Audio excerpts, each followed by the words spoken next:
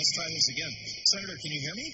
I can hear you loud and clear. Okay, this is like one of those bad cell phone ads. Very glad. Did you want to restate or wrap up any of your previous comments that might have gotten dropped when the audio crashed? No, I think you got it. Wayne raised a very legitimate concern about the overreach of security and intelligence agencies in the United States, spying on the American people, and he is absolutely right. Combating terrorism is important, but we don't have to go after the 99.999% of our people who have nothing to do with terrorism. Okay. Nicole in Arcadia, Mark Taylor-Canfield, reporter in Seattle, Washington, has a question for you, Senator.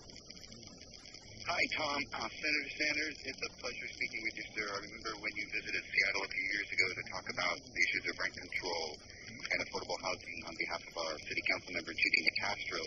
But today I called about the Time Warner Comcast merger. We have a new group in Seattle called Progressive Radio Northwest, trying to bring back some of the progressive voices to the airwaves of Seattle and Portland, and we're having a big panel forum discussion here on March 26th, and I'll be one of the panelists. And one of the main issues that I've been reporting on as a journalist is the fact that the United States has dropped to number 46 on the Reporters Without Borders World Press Index, something that I cannot be proud of as a journalist. And this new Time Warner Comcast merger has brought up the whole issue of corporate media consolidation again.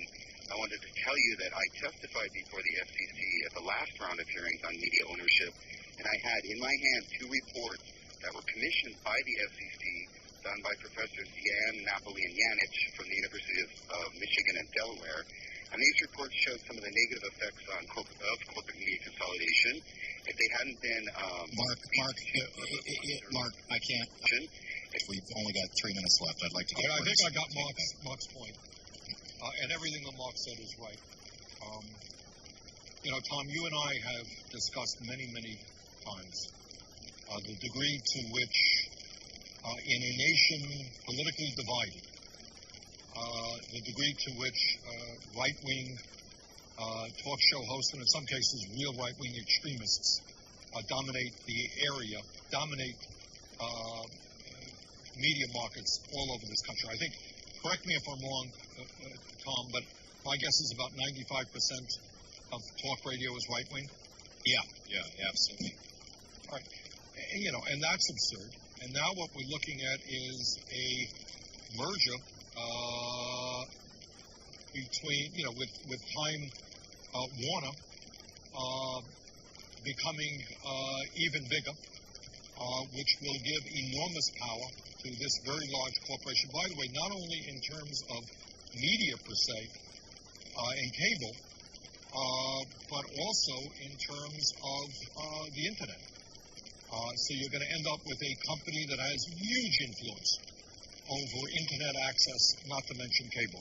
That is a very, very bad idea.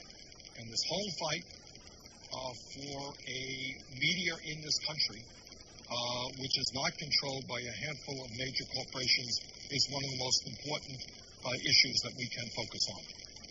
Senator, we have 35 seconds left. You want to wrap up the week? Yeah, let me wrap up and just mention something that I think is just of enormous consequence. And that, Tom, is if we don't get our act together, this nation will find itself solidly as an oligarchic form of society where a handful of multinational corporations and billionaires controlling not only the economic life of the nation, but the political life as well. As a result of this disastrous Citizens United Supreme Court decision, people like the Koch brothers are now able to spend hundreds and hundreds of millions of dollars electing the candidates of their choice. That is the struggle that we have got to engage in, and we've got to win that struggle. Senator, thanks so much for being with us again this week. Thank you. It is always great having you on. Be sure to check out Bernie's website, sanders.senate.gov. And we will be back with Anything Goes Friday. And after this, welcome Thom Hartmann.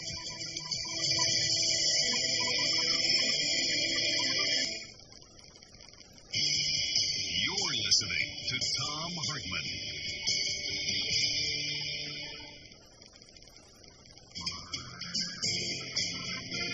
Hey friends, Thom Hartmann here. Thanks so much for watching and listening to the program. Awesome.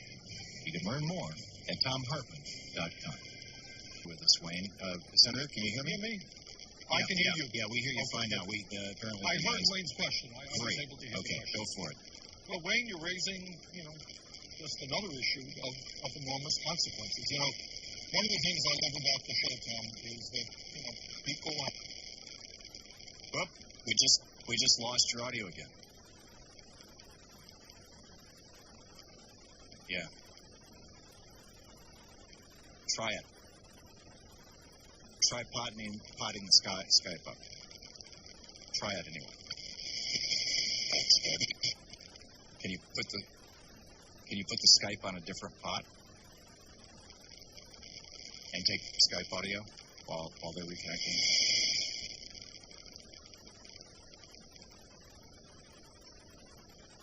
We're going to try and get some audio here for the senator. I'm very sorry for this.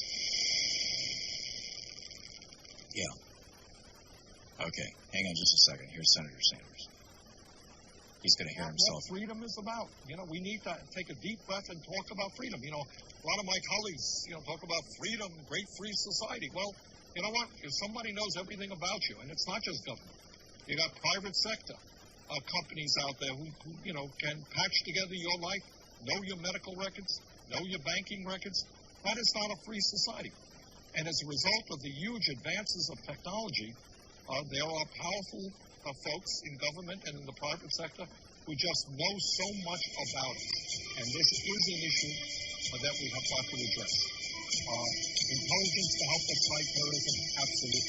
But intelligence which is prying into the lives of tens and tens of millions of people, 99.999 having nothing to do with terrorism, is a real threat to what America is supposed to be about. Okay, great.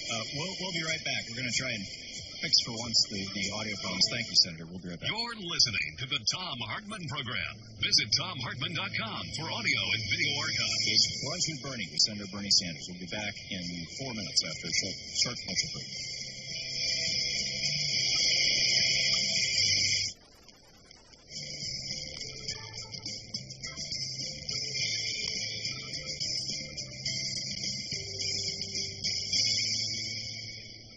Republicans are outraged for all the wrong reasons. This past Friday, $5 billion was automatically slashed from SNAP, the food stamp program, affecting the lives of 47 million Americans. The U.S. Department of Agriculture, the USDA, estimates that because of these cuts, a family of 4 who receives food stamp benefits will lose about 20 meals per month. But these enormous cuts to food stamps are not enough for the Republicans. They want to slash an additional $40 billion from the program in the name of reducing spending and federal debt. Republicans love to argue that programs like SNAP and other social safety net programs put an unfair burden on American taxpayers. But if they just took a minute to crunch the numbers, they'd realize that that's flat out wrong. In 2012, the average American taxpayer making $50,000 a year paid just $36 toward the food stamp program. That's 10 cents a day. That's less than the cost of a gum doll. The Republicans think that's still too high a price to pay to help the neediest and most vulnerable Americans. And when it comes to funding other welfare programs, the average American taxpayer making $50,000 a year pays just over $6 a year. Simply put, the American taxpayer isn't paying much into social safety net programs like food stamps and welfare. But we are paying a lot for the billions of dollars that the U.S. government gives to corporate America every year. The average American family pays a staggering $60,000 a year. Excuse me, $6,000 a year in subsidies to Republican-funded big businesses. And that's just the average family. Family making more than $50,000 a year, say $70,000 a year, pays even more to pad the wallets of corporate America. So where does some of that $6,000 that you and I are paying every year actually go? For starters, $870 of it goes to direct subsidies and grants to corporations. That's it. The government writing checks to big businesses. This includes money for subsidies to big oil companies that are polluting our skies and fueling global climate change and global warming. Compare that to the $36 that you and I pay for the food stamp program every year. An additional $870 goes to corporate tax subsidies. The Tax Foundation has found that special tax provisions of corporations cost taxpayers over $100 billion a year, roughly $870 per family. But in reality, that number is even higher. Citizens for Tax Justice found that the U.S. Treasury lost $181 billion in corporate tax subsidies, which means the average American family could be putting out as much as $1,600 a year just for that piece of the corporate welfare pie. Finally, of the $6,000 in corporate subsidies that the average American family each year pays, $1,231 of it goes to make up for revenue losses from corporate tax havens. This is Mitt Romney and the Caymans, right? This money goes to recouping losses from giant transnational corporations like Apple and GE and smaller companies like Bain Financial or Mitt Romney himself that hide their money overseas to boost profits and avoid paying taxes to help the American economy. The bottom line here is that American families are paying $6,000 or more every year to subsidize giant transnational corporations, which are already making billions and billions of dollars in profit every year. In the past decade alone, corporations have doubled their profits. Republicans on Capitol Hill keep suggesting that we can't afford to help the poor in this country. And they're wrong. What we really can't afford is doling out $100 billion every year in welfare to corporations that don't need it.